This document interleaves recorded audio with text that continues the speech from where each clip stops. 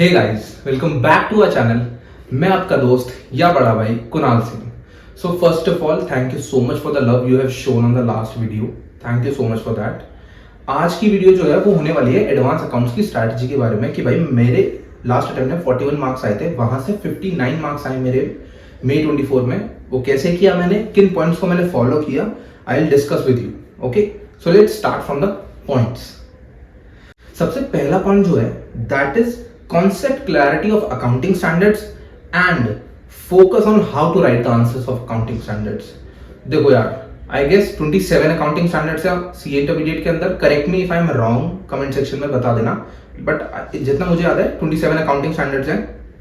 और भाई I know आप सब में से बहुत कम लोग ही ऐसे होंगे जिनको सारे के सारे अकाउंटिंग स्टैंडर्ड आते होंगे या सबको सारे अकाउंटिंग स्टैंडर्ड पसंद होंगे। सबके लिए कोई ना कोई अकाउंटिंग स्टैंडर्ड कोई ना कोई वीकनेस बन के बैठा हुआ होगा, आई नो दैट, ठीक है। But what I want to tell you that is कि यार अपनी पूरी जान लगा के कोशिश करना कि मैं हर एक अकाउंटिंग स्टैंडर्ड की अंडरस्टैंडिंग लेके जाऊं, हर एक अकाउंटिंग स्टैंडर्ड को करके जाऊं, ठीक है। वो क्यों, उसका रीजन ये है कि यार देखो, eight the end of the day accounting standard से ही मेजॉरिटी ऑफ द पेपर आएगा, है ना। अब कुछ अकाउंटिंग स्टैंडर्ड्स हैं जो न्यूमेरिकल पोर्शन के, कुछ अकाउंटिंग स्टैंडर्ड है जो थियोरेटिकल पोर्शन के, और कुछ जो है वो मिक्स्ड है। देखो, न्यूमेरिकल पोर्शन के लिए ज्यादा कुछ सोचना नहीं है, आपको नॉर्मली आईसीआई मॉड्यूल के क्वेश्चंस करने हैं, उनकी प्रैक्टिस करो जितना हो सके, रिवीजन करो, that is more than enough for you. कहीं और किसी और की बुक में झांकने की भी जरूरत नहीं है, जेन्युइनली बोल रहा हूँ। रही बात थ्योरेटिकल अकाउंटिंग स्टैंडर्ड की, तो थ्योरेटिकल अकाउंटिंग स्टैंडर्ड की जिस टीचर से आपने क्लास वगैरह ली होगी उन्होंने ऑब्वियसली एक अच्छी अंडरस्टैंडिंग दी होगी अबाउट एवरी अकाउंटिंग स्टैंडर्ड कि भाई कैसे करना है, कैसे समझना है। तो आई होप कि आपने वो अकाउंटिंग स्टैंडर्ड्स की अंडरस्टैंडिंग ले ली होगी और उसी पे ही बने रहना है आपको, ठीक है। सबसे मुश्किल पोर्शन वो है जिसमें थ्योरी भी है और न्यूमेरिकल भी है। अब उसका आंसर कैसे राइट डाउन करें पेपर में, सबसे मुश्किल सवाल यही है। अब इसका जो बेसिकली सोल्यूशन है ना, that is more related to आप लॉ के आंसर्स को जैसे लिखते हो ना, वैसे ही अकाउंटिंग स्टैंडर्ड के आंसर्स को लिखना है। सपोज एक क्वेश्चन आया अकाउंटिंग स्टैंडर्ड का, कोई भी क्वेश्चन आया जिसमें थ्योरेटिकल और न्यूमेरिकल पोर्शन दोनों पूछा गया है और आपको लिखना है वो। सबसे पहले लिखो अकाउंटिंग स्टैंडर्ड की अंडरस्टैंडिंग कि वो क्वेश्चन किस अकाउंटिंग स्टैंडर्ड के बारे में बात कर रहा है और उस अकाउंटिंग स्टैंडर्ड के बारे में लिखो सबसे पहले। That is a kind of provision वाला चीज, करेक्ट। सेकेंडली फिर आप जो है उसका न्यूमेरिकल पोर्शन सॉल्व करो कि यार न्यूमेरिकल पोर्शन में ये पार्ट है, ऐसे ऐसे मेरे को करना है, ठीक है। When you are done with the numerical portion then you have to start with the conclusion वाला पार्ट कि भाई इस क्वेश्चन में ये न्यूमेरिकल पोर्शन था, इसका कनेक्शन अकाउंटिंग स्टैंडर्ड से ऐसे था और इसका ट्रीटमेंट ऐसे होने वाला है और ये मेरा लास्ट में कंक्लूजन है। So second point is module 3 is the saviour. अब वो कैसे, भाई सीधी सी बात है, आप मार्किंग देखोगे ना, वेटेज देखोगे, 35 से 45 नंबर के आने वाली है मॉड्यूल 3 और हमेशा आ ही रही है।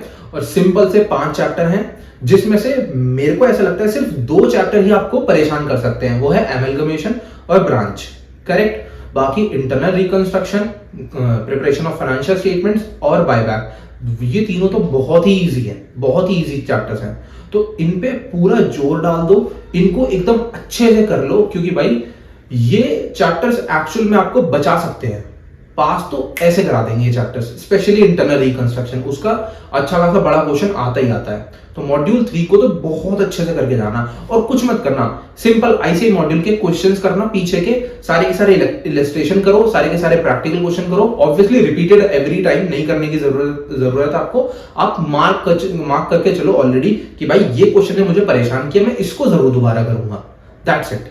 Third point is stick with ICI modules और योर फैकल्टीज स्टडी मटेरियल। अब ये वही वाला पॉइंट है वापस से कि यार जितना ज्यादा आईसीआई मॉड्यूल पर भरोसा करोगे ना, उतना ज्यादा रिजल्ट आपके फेवर में आता चला जाएगा। ट्रस्ट मी, मैं जेन्युइनली बात मैंने देखी है। जितना ज्यादा आईसीआई मॉड्यूल के क्वेश्चंस को करोगे, एमसीक्यूज को करोगे, इलस्ट्रेशंस को करोगे, प्रैक्टिकल क्वेश्चंस को करोगे, and this point actually applicable on all of the subjects, genuinely. Now next point is MCQs practice from BOS portal या फिर अपनी फैकल्टी की बुकलेट से या फिर आईसीआई की मॉड्यूल्स के क्वेश्चंस। आई वुड सजेस्ट, या मैंने हमेशा ऐसा ही बोला है कि आईसीआई के मॉड्यूल के क्वेश्चंस और बीओएस पोर्टल के क्वेश्चंस इनको लगाओ भाई, इनको लगाओ। और उससे पहले क्या जरूरी है, उससे पहले जरूरी है कि आपको कॉन्सेप्ट क्लैरिटी होनी चाहिए उस पर्टिकुलर चैप्टर की या उस पर्टिकुलर पूरे सब्जेक्ट की। आपको कॉन्सेप्ट क्लैरिटी जब तक नहीं होगी, एमसीक्यूज नहीं क्रैक होने वाले। फिर वही जयराम जी की ही करना पड़ेगा, जो बात सच है वो सच है, तुक्के मारने पड़ेंगे। सो एमसीक्यूज पर फोकस करो भाई, पूरा टारगेट बनाओ, एक टारगेट बनाओ कि यार मुझे एमसीक्यू में 30 में से कोशिश करनी कि मैं 24 से 26 या 28 नंबर लाके ही रहूंगा। सपोज आपके 20 नंबर आए एमसीक्यूज में 30 में से, और फिर उसके बाद आपको सिर्फ 70 में से 20 मार्क्स ही स्कोर करने, अगर पास में भी अगर थोड़ा प्रॉब्लम है या डाइसी है, ठीक है। लेकिन obviously still we will try कि हम 70 में से जितना ज्यादा हो सके उतना ज्यादा स्कोर करें, approximately 50 marks 55 marks, so that कि हम एटलीस्ट 35 वाले पॉइंट तक आके रुक जाए। हम 50 मार्क्स तो हमें स्कोर करने ही पड़ेंगे at the end of the day, correct. Then we have to start with the MTPs, RTPs and previous year question papers. And ये जो है, जो एमटीपीज है आपकी, आरटीपीज है, प्रीवियस ईयर क्वेश्चन पेपर है, या फिर आप कोई टेस्ट सीरीज लेके बैठे हुए हो कि आपको देनी है वो, मैं एक बात बोलूंगा कि इन चीजों को एटलीस्ट 2 बार रिवाइज करने से पहले सब्जेक्ट को मत देना। जेन्युइनली बोल रहा हूं, मत देना। एंड एक रूटीन बनाना कि यार आज आधा दिन लिया मैंने, और कल का मैंने पूरा दिन लिया, और परसों मैंने 1:45 पे बैठा मैं पेपर लेके, और 5 बजे मैं हट गया उस पेपर से। जितना जेन्युइनली और जितना ट्रस्टफुल अपने ऊपर रहोगे तभी पास हो पाओगे। जितना ज्यादा ऑनेस्ट रह सकते हो अपने आप से उतना ज्यादा ऑनेस्ट रहो, और एमटीपी जरूर सॉल्व करो। जेन्युइनली बोल रहा हूं, मैं बोलूंगा एक बार को कि आरटीपीज आप शायद ऊपर से देख सकते हो, क्वेश्चंस को समझ सकते हो, लेकिन एमटीपीज सॉल्व करो हाथ से बैठ के, जेन्युइनली सॉल्व करो पूरा 3 घंटे 15 मिनट का टाइम लैब लगा के, करेक्ट। मेरा नेक्स्ट पॉइंट वही है कि set a timer of 3 hours and 15 minutes, पूरे के पूरे पेपर को एक सिटिंग में बैठ के सॉल्व करो आफ्टर दी रिविजन्स।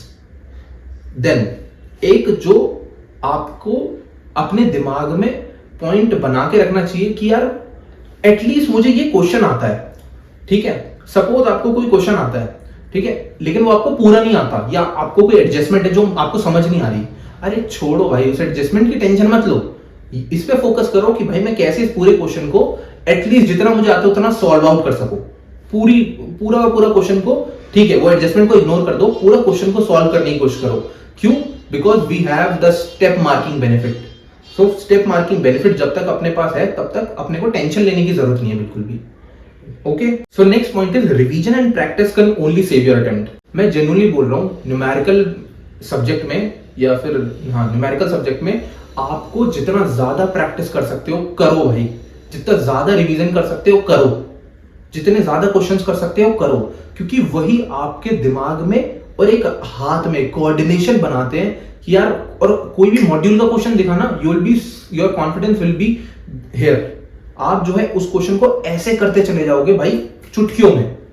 तो इसलिए practice practice practice practice makes a man perfect. Believe on this theory. And last but not the least, definitely believe in yourself. अपने आप से ऑनेस्ट रहो, अपने आप पे काम करते रहो, अपने आप पे जितना अब तक कर लिया है उसको और कैसे डबल कर सकते हैं, उस एफर्ट को और कैसे बढ़ा सकते हैं, उस पे फोकस करो, ना कि इस पे फोकस करो कि यार अभी तक क्या किया था, अभी तक क्या छूट रहा है। उस चीज को भूल जाओ, दिमाग से निकाल दो उस चीज को। Okay, so that's it from this video. Thank you for watching. Do like, share, comment and subscribe जरूर कर देना। Thank you for approximately 30-40 subscribers मेरे बड़े from last video. Thank you for that and जय श्री राम।